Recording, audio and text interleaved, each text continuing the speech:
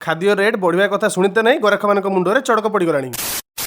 तो नमस्कार समस्त को मु स्वाभी नीलगिरी आमर गोटे होटेलटे अच्छी डेट थिला 19 मार्च गुरुवार ऑर्डर जावाई खाद्य होता डालमा आंबुल राई सादा घांट स्पेशल थिला चना पनीर गोटे सादा मिल पार्सल आ गोटे टेबुल पानी खे मिल होता आमर बेपार आरंभ तापर 3टा बिरियानी पार्सल करने संगे गोटे झाल माछ टेबुल देइथिलु। गतकाली जेमती मु वीडियो रे कहिथिनि कि गैस एबे एते अधिक दर रे मिलिछु कि किछिटा आइटम रो लाभ तो हमको मुटे भी मिलुनी मूले मूले बहुत कष्ट रे चलुछि। आ जेतेबेले काली हम किछिटा गराखन को कहिथिलु कि हुए तो आगु हमर रेट बढ़ी पारे तांको मुंडरे चड़क पड़ीला। आमे तो बिल्कुल भी चाहूना केईटार दर बढ़िया पे किंतु जदि गैस रो समस्याटा दूर न होला हुए तो हमर मिल दर बढ़ी पारे। छाड़ंतु जेतेबेले जा हबार थिबो तो हबो आगुआ चिंता करके किछि लाभ नै। एबे पळि आसीबा हम व्यापार ऊपर को सबुठ भलो डिमांड थिला जे माछ आ अंडार। माछ सिना हम आउथरे भाजी के देई दिथिलु किंतु अंडा सला पर ताकु तो करके देई हेलानी तांको अन्य मिल देकी एडजस्ट कर दिथिलु। जहां भी आज व्यापार रहला बहुत भलो रहला। आज पई एतिकी समस्त खुशी रे रहंतु। जय जगन्नाथ।